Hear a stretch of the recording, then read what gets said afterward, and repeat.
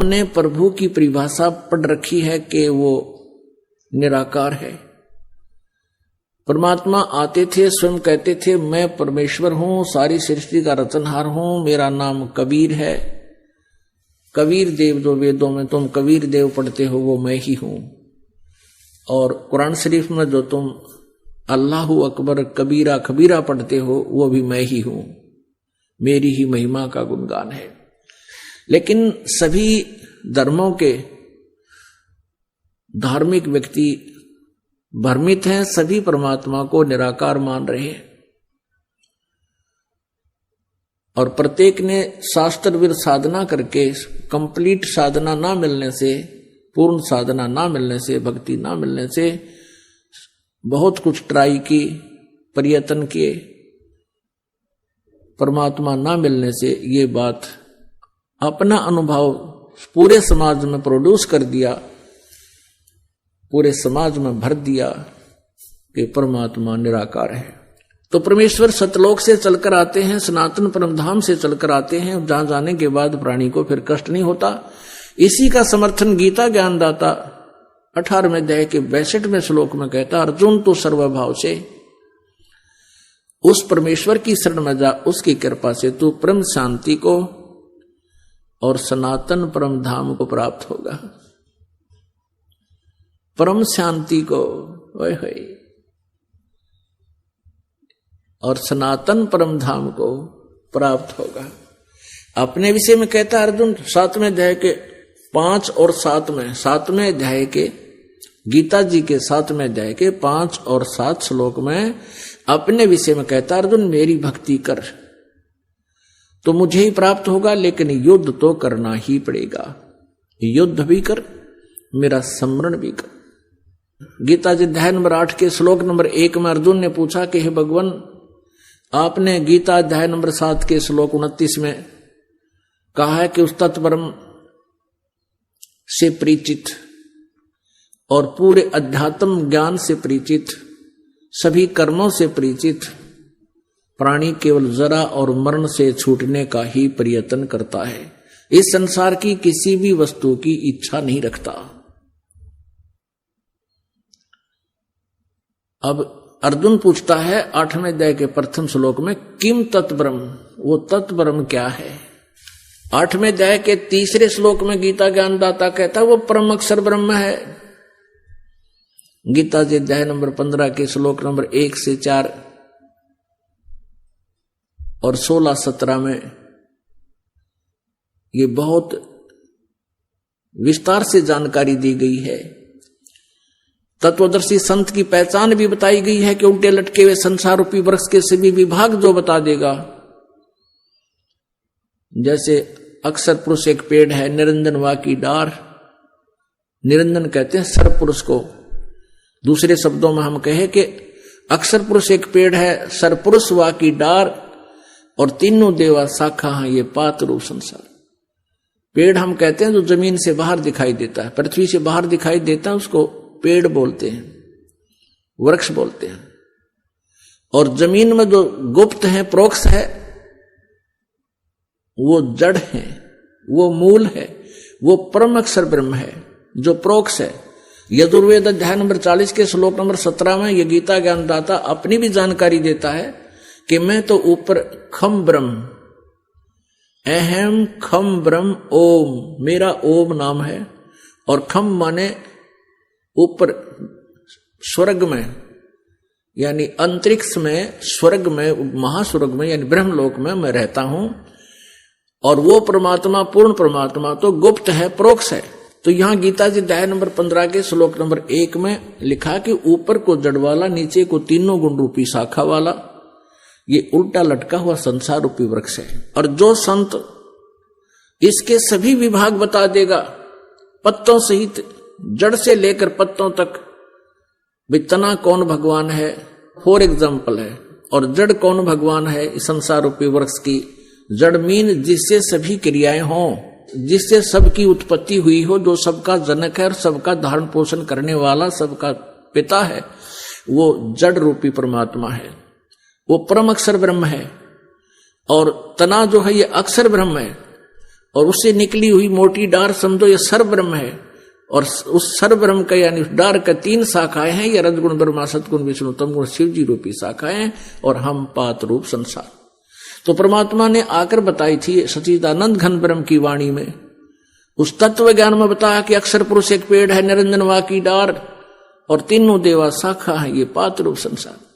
गीता ज्ञान दाता कहता है कि जब तुझे तत्वदर्शी संत प्राप्त हो जा, उसके पश्चात 15वें अध्याय के 4थे श्लोक में कहा कि उसके पश्चात परमेश्वर के उस परम पद की खोज करनी चाहिए, जहां जाने के बाद साधक फिर कभी लौटकर संसार में नहीं आते, अर्थात वो पूर्ण मोक्ष प्राप्त कर जाते हैं, उनके सब संकट मिट जाते हैं। और फिर कहता है कि जिस परमेश्वर ने अपने से अन्य परमेश्वर के बारे में कह रहा है कि जिस परमेश्वर से संसार रूपी वृक्ष की प्रवृत्ति विस्तार को प्राप्त हुई है, अर्थात जिसने सभी ब्रह्मांडों की रचना, सभी आत्माओं की रचना की है, और उसी की भक्ति कर, नथिंग एल्स। गीता ज्ञानदाता कहता है कि उसी की भक्ति कर, मैं भी उसी की शरण में हूं और सबकी पूजाएं त्याग दे तू। 15वें अध्याय के 16 और 17 में 3 प्रभु, सर्वपुरुष, अक्षर पुरुष और परम अक्षर पुरुष, सर्वब्रह्म, अक्षर ब्रह्म, परम अक्षर ब्रह्म, इन तीनों की जानकारी विस्तार से है। पुण्यात्माओं, गीता जी अध्याय नंबर 7 के श्लोक नंबर 5 और 7 में गीता ज्ञानदाता कहता है, मेरी भक्ति कर मुझे प्राप्त होगा, लेकिन शांति कति नहीं, युद्ध भी करना होगा, युद्ध भी कर, मेरा स्मरण भी कर। और यदि गीता जी अध्याय नंबर 18 के श्लोक नंबर 62 में कहा कि तुम परम शांति चाहिए, सनातन परम धाम चाहिए, तो उस परमेश्वर की शरण में जा। किसकी में? परम अक्षर ब्रह्म की शरण में जा। अपनी साधना बताता 8वें अध्याय के 13वें श्लोक में गीता जी में कि ओम इति एकाक्षरम ब्रह्म व्यवहारण माम अनुस्मरण ये प्रयाति तदम देहम स याति परमाम गतिम। माम ब्रह्म, मुझ ब्रह्म का केवल एक ओम मंत्र है, नथिंग एल्स। और इसका सुमरण कर अंतिम श्वास तक। इससे ओम नाम से मिलने वाली परम गति यानी ब्रह्म लोक प्राप्ति होगी। लेकिन ब्रह्म लोक में गए हुए प्राणी भी फिर जन्म मृत्यु में आते हैं, पूर्ण मोक्ष नहीं। गीता जी अध्याय नंबर 8 के श्लोक नंबर 16 में। यहां अनुवादकर्ताओं ने थोड़ी सी गड़बड़ी कर रखी है। उन्होंने अनुवाद ये कर दिया कि ब्रह्मलोक पर्यंत, ये तो ठीक कर दिया कि गए हुए प्राणी भी पुनर्वर्ती में है। अनुवाद उन्होंने वहां कर गलत कर रखा है कि मुझे प्राप्त प्राणी का फिर पुनर्जन्म नहीं होता। नहीं, उसका अर्थ ये बनता है कि जो ये नहीं जानते कि ब्रह्मलोक पर्यंत भी सभी पुनरावर्ती में है, वो मुझे प्राप्त भी पुनर्जन्म को प्राप्त होते हैं। न विद्यते, विद्य का जानना होता है, जानना भी होता है। एक अक्षर का केवल एक ही अर्थ नहीं होता। इन्होंने विद्य माने नहीं होता, ये विद्य माने होना लिख दिया। विद्य माने जानना भी होता है। तो ये नहीं जानते जो कि मेरे प्राप्त प्राणी भी का पुनर्जन्म होता है, तो वो ब्रह्मलोक तक जाते हैं, वहां जाकर भी फिर वापस पुनरावृत्ति में ही रहते हैं। इसलिए तो उसने कहा कि मेरे और तेरे बहुत जन्म हो चुके हैं। 4 अध्याय के 5वें और 9वें श्लोक में, 2 अध्याय के 12वें श्लोक में गीता जी ने स्पष्ट किया इसने। और 10वें अध्याय के 2 श्लोक में कि मेरी उत्पत्ति को, मेरा जन्म तो होता है, लेकिन मेरे जन्म को ये ऋषि महर्षि ब्रह्मा विष्णु महेश ये ऋषि नहीं जानते, क्योंकि ये मुझसे उत्पन्न हुए। अब पिता के जन्म को संतान नहीं बता सकती, पिता के जन्म को दादाजी बता सकते हैं। तो उस दादाजी ने यानी हम सबके मालिक ने, कबीर देव ने, परम अक्षर ब्रह्म ने स्वयं यहां आकर के ये सर्व ब्रह्मांडों की रचना कैसे हुई और वो सब ज्ञान सृष्टि रचना में हमें बताया। लेकिन हमने लोकवेद बहुत सुन रखा था, परमात्मा के इस यथार्थ ज्ञान को हम स्वीकार करने में असमर्थ रहे। अब परमात्मा ने हमें समर्थ कर दिया, हमें शिक्षित कर दिया। हम काल के द्वारा भ्रमित उन ऋषि गुरुओं पर आधारित नहीं रहे, हम स्वयं अपने सदग्रंथों को पढ़ और पढ़ा रहे हैं और भगवान को पहचान रहे हैं। परमात्मा का पहचानना कठिन है, परमात्मा का पाना मोक्ष कराना बहुत आसान है। अब यहां गीता अध्याय नंबर 17 के श्लोक नंबर 23 में कहा कि ओम तत्सत इति निर्देश ब्रह्मण त्रिविध समर्थ। ब्रह्मणे माने सच्चिदानंद घन ब्रह्म का, के स्मरण का, उसके पाने का 3 मंत्र का जाप है। ओम तत्सत। ओम तो सरपुरुष का, ब्रह्म का, और तत् और सत ये सांकेती है, ये अक्षर पुरुष का है, और सत भी सांकेती का, ये परम अक्षर पुरुष का, परम अक्षर ब्रह्म का। इन तीनों मंत्रों के जाप से परमात्मा प्राप्ति होगी, परम अक्षर ब्रह्म की प्राप्ति होगी। केवल ओम नाम का जाप करने से ब्रह्मलोक प्राप्ति होगा। जैसे कोई जड़ी है, कोई भी एक जड़ी है, जैसे हरड़ है या सौंठ है या कोई अन्य जड़ी है, उसको अकेली को खाने से उसका कुछ अन्य लाभ होता है, और उसको 2-3 जड़ियों में मिला दिया जाए, उसका कुछ और ही प्रारूप बदल जाता है, गुण में वृद्धि हो जाती है, अलग से क्रिया करता है। तो ऐसे ये अकेला ओम का नाम जब जाप किया जाता है तो वो ब्रह्म लोक तक प्राप्ति होती है, ब्रह्म तक की परम गति को प्राप्त होता है। और जिसको गीता जी अध्याय नंबर 7 के श्लोक नंबर 18 में गीता ज्ञानदाता कहता है कि ये ऋषि जन, ऋषि महर्षि जो ज्ञानी आत्मा है वो हैं तो उदार, जो चौथे नंबर के हैं, एक आरत, एक अर्थार्थी, तीसरा जिज्ञासु और चौथा ज्ञानी। ये ज्ञानी हैं तो उदार आत्मा, लेकिन ये मेरे वाली अनुतमाम मैंने कति श्रेष्ठ गति में ही ये आस्थित रहे, आश्रित रहे। लेकिन ये आत्मा बहुत अच्छी है, भगवान के लिए समर्पित है, लेकिन मेरे वाली गति में ही ये आश्रित रहे, मेरे वाली घटिया। इन्होंने अनुतमाम का अर्थ अति श्रेष्ठ लिख दिया है, तरह गजब भैया। अरे बैड का अर्थ अंग्रेजी में कोई गुड लिखा है, उसके साथ मूर्ख नहीं। लेकिन ये समझ नहीं सके कि भगवान अपनी साधना को अनुतम नहीं कह सकता, लेकिन भगवान ये झूठ भी नहीं बोल सकता। उस परमेश्वर से डरता हुआ इन्हें सच्चाई भी बतानी पड़ी। तो प्रसंग चल रहा है कि ओम तत्सत इति निर्देश है ब्रह्मण त्रिविध समर्थ है। उस सच्चिदानंद घन ब्रह्म का, परम अक्षर ब्रह्म के पाने का ये 3 मंत्र का जाप है। ये 3 मंत्र की मजदूरी है, साधना है। इस क्रियाओं के करने से परमात्मा मिलेगा। यानी जैसे औषधियां बनाई गई है कई जड़ी मिला करके, उसको खाने से रोग नाश होगा, ये समझना। इस मंत्र के जाप करने से विधिवत दास से प्राप्त करके, अन्य वैसे नहीं अपनी मर्जी से या किसी सिरफरे से लेकर के इसका कोई लाभ नहीं होगा। अधिकारी बिना कोई भी कार्य सफल नहीं होता। तो इस दास से लेकर के तुम इसका जाप करोगे तो आपका जन्म और मरण का ये रोग कटेगा और परमात्मा मिलेगा, स्वस्थ हो जाओगे। अपने आत्मा 8वें अध्याय के 5 और 7 में तो ये खुद कहता है, मेरा भजन कर, मेरा जाप कर, मेरा स्मरण कर। 8वें अध्याय के 13वें श्लोक में अपना मंत्र ओम बता रखे है। मुझ ब्रह्म का ओम मंत्र है, एक अक्षर का। और फिर 17वें अध्याय के 23वें श्लोक में उस सच्चिदानंद घन ब्रह्म के पाने का मार्ग है। ये तत् और सत्य ये गुप्त है, इससे ये काल परिचित नहीं है इन 2 मंत्रों से। इसलिए इसने ऑप्शन छोड़ दिया है 4थे अध्याय के 34वें श्लोक में कि उस तत्व ज्ञान को, परमात्म तत्व को, परमात्मा के बारे में विशेष जानकारी को तत्वदर्शी संतों से जाकर समझो, वो बताएंगे। तो ये कोड वर्ड है, ये दास बता सकता है। इस पृथ्वी पर किसी के पास ये मंत्र नहीं है, और किसी सिरफरे ने इस दास से प्राप्त करके और फिर वो कहीं बता भी देता है तो उससे कोई लाभ नहीं होगा, उसका भी नाम नष्ट हो जाता है, क्योंकि ये आध्यात्मिक मार्ग है। और काल ये चाहता है कि कोई 1-2 ऐसा सिरफरा तैयार कर दूं जो औरों का विनाश कर दे, लेकिन अब आप समझदार हो, शिक्षित हो, अब इस भूल को नहीं करना। अनधिकारी से ये प्राप्त करके मंत्र अपना जीवन नष्ट ना करना। अब यहां क्या बताया है कि उस परम अक्षर ब्रह्म के पाने का ये 3 मंत्र का जाप है। 8वें अध्याय के 8, 9, 10 श्लोक में गीता ज्ञानदाता कहता है, जिस परम अक्षर ब्रह्म के बारे में 8वें अध्याय के 3रे श्लोक में कहा है, यदि उसकी साधना करनी है, उसकी साधना करने वाला उसी को प्राप्त होता है। 8वें अध्याय के 5 और 7 में कहता है, मेरी साधना करेगा तो मुझे प्राप्त होगा, तुझे शांति कति नहीं, युद्ध करना होगा, युद्ध भी कर।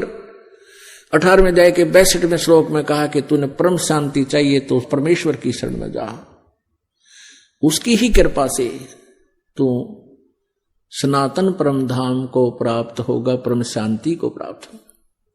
और 8वें अध्याय के 8, 9, 10 में यही प्रमाण कर रहा है कि उसकी भक्ति करने वाला अंत समय तक, यानी साधना एक जैसी ही है। कोई यूं सोचे कि अभी मैं समाधिस्थ हो जाऊं, परमात्मा के ऊपर देखकर वापस आ जाऊं, तो उससे वापस देख भी आए और वापस भी आएंगे। साधना पूरी ना हुई तो फिर अड़े धक्के खाओगे। अब बच्चा स्टूडेंट पढ़ रहा है, विद्यार्थी पढ़ रहा है विद्यालय में, और वो ये पूछता है कि मैं आईएएस कर रहा हूं, आईएएस करके क्या लगूंगा, डिप्टी कमिश्नर लगूंगा, एक बार देख कर आता हूं कैसा होता है डिप्टी कमिश्नर, कैसा ऑफिस होता है। वहां देख भी आया और वापस आ गया, पढ़ाई छोड़ दी, फिर बन गया डीसी, उड़े धक्के फिर खाओगा। तो ये अंतिम सांस तक साधना करते रहना होगा, अपने यहां से सफल होकर जाना है, तब वहां मिलेगी ये पोस्ट आपको, अमर पद। कहां? सतलोक में, सचखंड में। अब क्या बताते हैं? उस परमेश्वर की साधना ना करके आप अन्य साधनाएं करते हो, भक्ति करते हो, उनसे तुम्हें लाभ नहीं होता। अपनात्माओं, किसी भी संत ऋषि की आप थ्योरी देखो, अपना अनुभव देखो, वो क्या कहते हैं कि जैसा भी किसी के प्रारब्ध में, संस्कार में लिखा हुआ है, वो तो उसे भोगना ही पड़ेगा। एक दुखी प्राणी संकट निवारण के लिए क्या आशा करता है कि भगवान जीव के दुख दूर कर देता है। परमात्मा कहां मिलता है? संतों के पास जाते हैं कि वो परमात्मा की भक्ति करके और कुछ शक्ति प्राप्त कर लेते हैं, और उस शक्ति से वो अन्य को भी सुख देते हैं। इसलिए वो कहां कहां जाते हैं? कोई ऋषि के पास, जंतर मंतर करने वाले के पास, कोई झाड़ फूक करने वाले के पास, और या किसी साधु संत के शिष्य भी बनकर जैसे वो बताते हैं, वो साधनाएं करते हैं।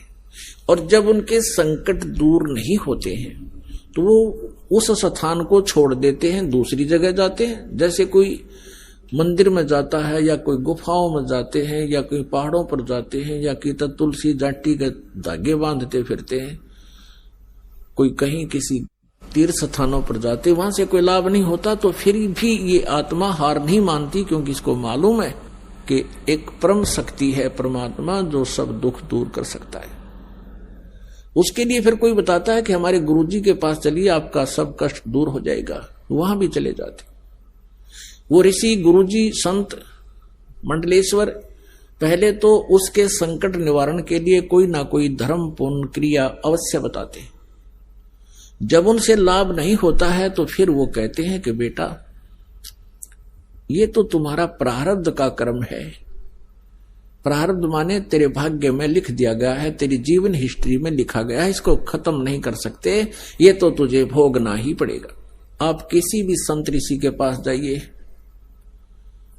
वर्तमान में भी यही सिद्धांत है उन लोगों का, वो कह देते हैं कि देखो कर्म तो तुमने भोगना ही पड़ेगा, कर्म का दंड, दुख जो है तुम्हें भोगना ही पड़ेगा, भक्ति करो, आगे जीवन सुखी हो जाएगा। भले पुरुषों, किसी के पैर में कांटा लगा हो और वो किसी से कहे कि देखो मेरे पैर में पीड़ा हो रही है, कांटा लग के गहरा चला गया, टूट गया, अंदर घुस गया, दिखाई नहीं दे रहा बाहर से, तो जानकार व्यक्ति देखकर बता देता है कि तेरे पैर में कांटा लगा है, जिस कारण से तुझे ऐसा है, पीड़ा हो रही है। अब वो व्यक्ति ये कहे कि कांटा तो मैं निकाल नहीं सकता, कांटा तो ये निकल नहीं सकता, अब तू जूता पहन ले, आगे कांटा नहीं लगेगा, आगे कांटा नहीं लगेगा। क्या ये संभव है? कांटा लगे पैर में जूता कभी नहीं पहना जा सकता। कांटा निकले, पीड़ा नष्ट हो, फिर जूता पहनेगा वो व्यक्ति इस डर से पहनेगा कि कहीं फिर जूता निकाल दिया और जूता ना पहना तो फिर से वो पीड़ा ना हो जाए, कांटा ना लग जाए। तो जिनके ऊपर आपत्तियां संकट आए हैं, प्रारब्ध के हों चाहे तीन ताप के हों, उनको न तो ये देवता ठीक कर सकते हैं, ना श्री ब्रह्मा, श्री विष्णु, श्री शिव जी उन तीन ताप और श्राप आदि और प्रारब्ध के कर्म को ये नाश नहीं कर सकते। ना ब्रह्म कर सकता, ये सरपुरुष नहीं कर सकता, ना ये परब्रह्म कर सकता जिसको अक्षर पुरुष कहा। गीता जी अध्याय नंबर 15 के श्लोक नंबर 16 और 17 में तीन प्रभु बताए। सरपुरुष और अक्षर पुरुष भी नहीं कर सकता, केवल परम अक्षर ब्रह्म, परम अक्षर पुरुष कबीर देव आपके उस प्रारब्ध के कर्म को भी नाश कर सकता है, पाप का नाश कर सकता। मासा घटे न तिल बधे, बिदना लिखे जो लेख, सच्चा सतगुरु मेट कर भाई ऊपर मार दे मेघ। अब सच्चा सतगुरु यानी देखो यहां नकली सतगुरुओं की कमी नहीं, उनके पास ये जड़ी नहीं, वो पावर नहीं, और परमेश्वर भी स्वयं आते हैं, वो ऋषि संत के रूप में यहां प्रकट होते हैं, उस समय सतगुरु रूप में ही होते हैं वो, और वो हमारे प्रारब्ध के पाप का दंड का नाश करके हमें सदा के लिए सुखी कर देते हैं, फॉरएवर नष्ट कर देते हैं उस किस्मत में लिखे हुए दुख को। तुम कौन राम का जपते जापम, तात गुड नायति नु तापम। तुम किन भगवानों की भक्ति करते हो जिनसे तुम्हारे ये तीन ताप भी नष्ट नहीं हुए, तुम्हारे दुख भी दूर नहीं हुए। अपुणात्मा वो परमात्मा कबीर देव है, कबीर साहब है। अब फिर क्या होता है कि जब तक हमें परमेश्वर का सही मार्ग नहीं मिलता, परम संत मिलते नहीं, तो ऋषियों के पास, गुरुओं के पास जाते हैं। सभी पहले तो अपनी धार्मिक क्रियाएं आपके ऊपर लाद देते हैं, आप भी दुख संकट निवारण के लिए उनको करना प्रारंभ करते हो। अंत में वे आपको ये जवाब दे देते हैं कि ये तुम्हारे प्रारब्ध में लिखा है, ये तो भोगना पड़ेगा। और उदाहरण देते हैं, जैसे भगवान विष्णु को श्राप दिया था नारद जी ने कि तू एक जीवन मेरे की तरह पत्नी के वियोग में बिताएगा, और वो दंड, वो श्राप, वो नारद जी के द्वारा दिया गया श्राप, श्री विष्णु जी अपना भी श्राप नाश नहीं कर सके, उसको भी उन्होंने भोगना पड़ा। श्री रामचंद्र रूप में राजा दशरथ के घर जन्म हुआ, विवाह हुआ, विवाह होते ही वनवास हुआ, वनवास से 2 वर्ष के बाद ही सीता का अपहरण हुआ और लंका में निवास हुआ। बहुत समय तक वहां युद्ध हुआ, उसके बाद सीता जी को वापस लाए। 1 वर्ष 2 वर्ष के बाद सीता जी को फिर निष्कासित कर दिया। आजीवन श्री राम और श्री सीता जी कभी इकट्ठे नहीं रह सके। बच्चे कहीं, आप कहीं, वो प्राणी सुखी नहीं हो सकता। भले ही श्री रामचंद्र जी अयोध्या के राजा थे, लेकिन आप कहीं और पत्नी कहीं, बच्चे कहीं, तो वो जीव सुखी नहीं हो सकता। और ये ब्रह्मा विष्णु महेश एक जीव संज्ञा में है, ये परमात्मा नहीं है, पूर्ण परमात्मा नहीं है। अब ये बातें बड़ी खटकती हैं। पहली बार जो ये ज्ञान सुनता हूं आत्मा को, पुण्यात्मा इनके इतिहास में लिखा है, इस काल ने, ब्रह्म ने विष्णु और ब्रह्मा से कहा शिव पुराण में कि तुमने अपने आप को भगवान मान लिया एक दूसरे ने, और तुम युद्ध कर रहे हो। तुम्हारे ये भ्रम का निवारण करने के लिए मैं अब प्रकट हुआ हूं।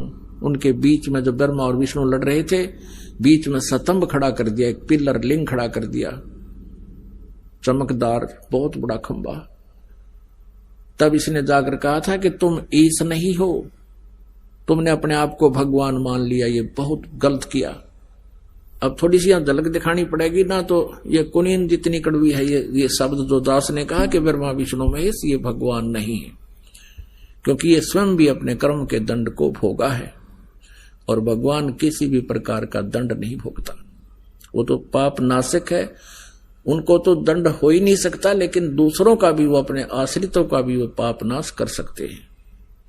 अब आपको दिखाते हैं श्री शिव पुराण। एक समय श्री ब्रह्मा जी और श्री विष्णु जी में इस बात पर युद्ध हो गया। श्री ब्रह्मा जी गए विष्णु जी के पास उनके लोक में, और विष्णु जी आराम से शेष नाग की सैया पर विश्राम कर रहे थे। लक्ष्मी जी उनके पास बैठी थी और भी बहुत से उनके गण पार्षद साथ में थे।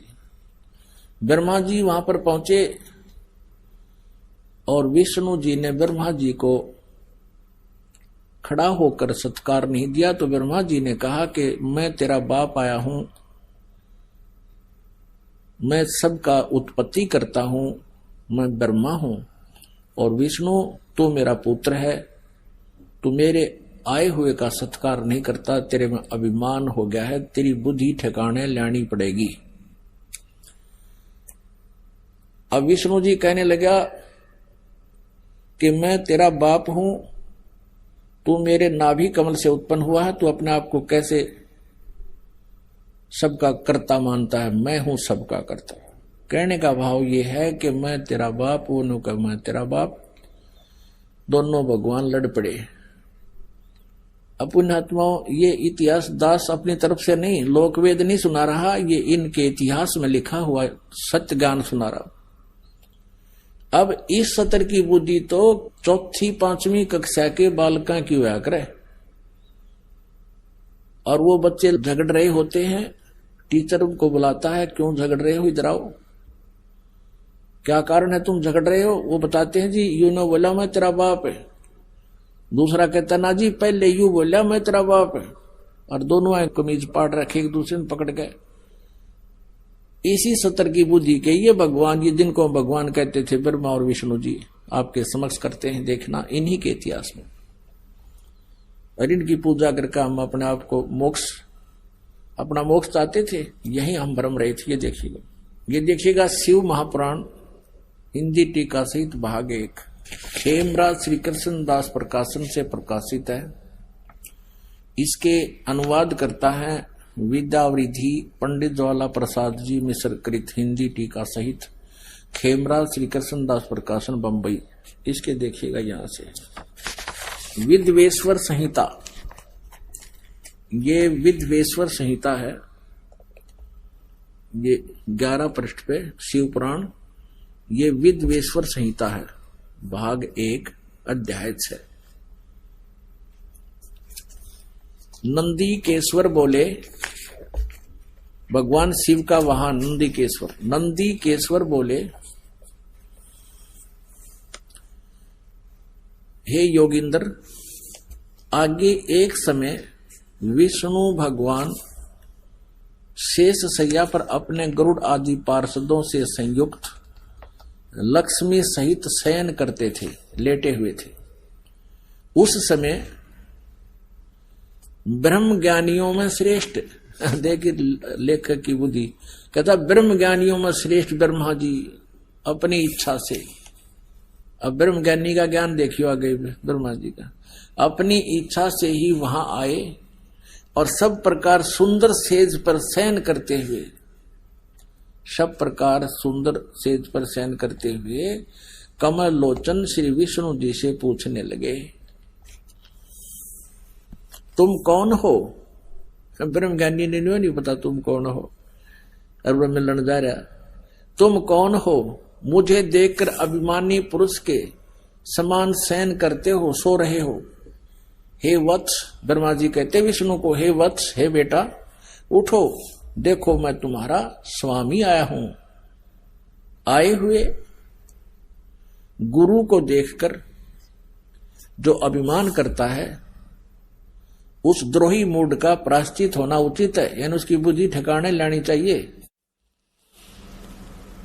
यह सुनकर विष्णु जी के अंतर में तो क्रोध हुआ, अंदर तक गुस्सा हो गया, पर ऊपर तेने दिखाया मैं छो मना रहा, गुस्सा नहीं कर रहा हूं। और बोले, परंतु बाहर से शांत रहे और बोले, हे वत्स, विष्णु जी बोले ब्रह्मा को, बेटा तुम्हारा मंगल हो, बैठो इस आसन पर विराजो। इस समय तुम्हारे नेत्र कुटिल यानी आंख क्यों टेढ़ी होगी, आंखें क्यों तने लाल कर रखी हैं, और मुख वक्र और मुंह क्यों टेढ़ा कर रहा है तू, क्यों हो रहा है? ब्रह्मा जी बोले, हे वत्स विष्णु, ब्रह्मा जी बोले बेटा विष्णु, तुमको समय के प्रभाव से अभिमान है। हे पुत्र, मैं तुम्हारा रक्षक और जगत का पिता मैं हूं। विष्णु जी बोले, ये सब जगत मुझ में स्थित है, तुम चोर के समान किस प्रकार अपना कहते हो? तुम मेरी नाभि कमल से उत्पन्न हुए हो, इससे मेरे पुत्र हो। विष्णु जी कहे मेरी नाभि कमल से उत्पन्न हुआ, इसलिए तू मेरा पुत्र है और मुझे पुत्र कहना व्यर्था है। नंदीकेश्वर बोले, इस प्रकार ब्रह्मा विष्णु दोनों ही रजोगुण से मुग्ध होकर विवाद करने लगे। मैं श्रेष्ठ हूं, मैं स्वामी हूं, ऐसा कहकर एक दूसरे को मारने की इच्छा से युद्ध करने में उत्सुक हुए।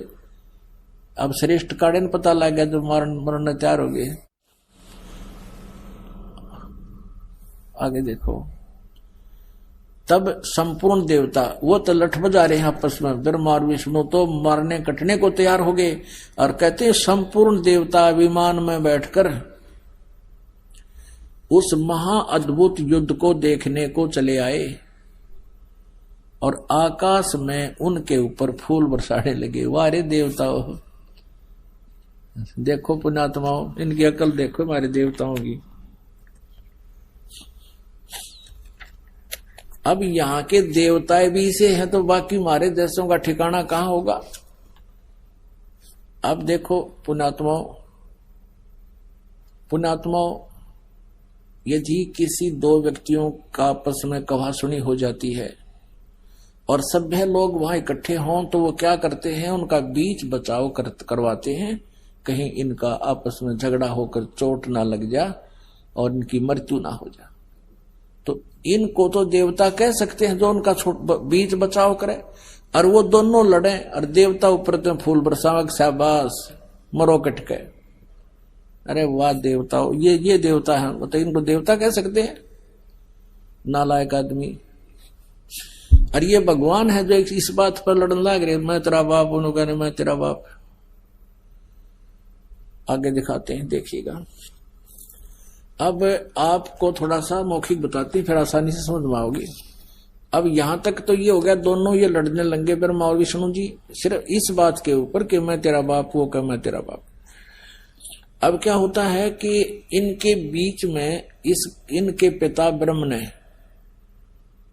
जो काल रूपी ब्रह्म कहलाता है, जिसको सदाशिव भी कहते हैं, वो कभी अपने वास्तविक रूप में किसी के सामने प्रत्यक्ष नहीं होता, वो अन्य रूप बना लेता है। कभी विष्णु का रूप बना कर आ जाता है, कभी शिव का रूप अपने पुत्र का, और कभी ब्रह्मा का रूप बना करके किसी को दिखाई देता है। तो ऐसे इसने सबसे पहले भ्रम पैदा करने के लिए इन दोनों के बीच में एक स्तंभ खड़ा कर दिया, लिंग, बहुत लंबा पिलर तेजों में। तो ये दोनों लड़ाई बंद करके उस पिलर के ऊपर और नीचे के एंड को देखने के लिए चले गए। ब्रह्मा ने झूठ बोल दिया कि मैंने एंड देख लिया, इसका अंतिम सिरा देख लिया, और विष्णु जी ने सच्ची बता दी। तो उस समय ये काल प्रकट हो गया शिव रूप धारण करके, जैसे सिर पर जटा, गले में दोहरा रुद्राक्ष की माला और ये सर पर लेकर त्रिशूल वहां प्रकट हो गया अपने पुत्र शिव के रूप में। तब इसने दोनों से कहा कि तुमने अपने आप को भगवान मान लिया, ये अच्छी बात नहीं, तुम भगवान नहीं हो, तुम ईश नहीं हो। देखिएगा, अब ये समझाते हैं आपको। अब ये प्रश्न नंबर 17 आपको दिखाते हैं, विद्वेश्वर संहिता का शिव पुराण पृष्ठ 17 और विद्वेश्वर संहिता अध्याय 9। अब यहां नंदीकेश्वर बोले कि इस प्रकार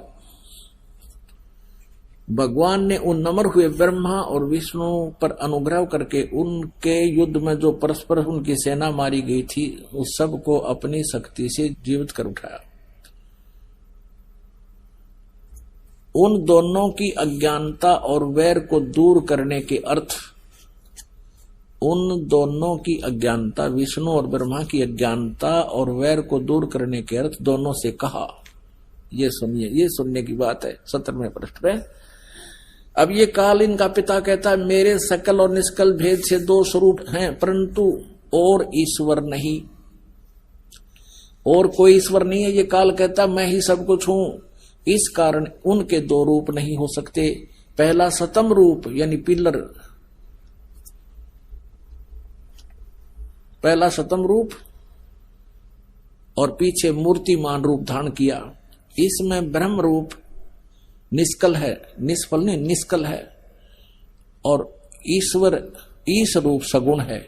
मेरे ये दोनों रूप सिद्ध हैं, दूसरे किसी के नहीं हो सकते। इस कारण तुम दोनों को अथवा दूसरों को ईश्वर तव की प्राप्ति नहीं हो सकती।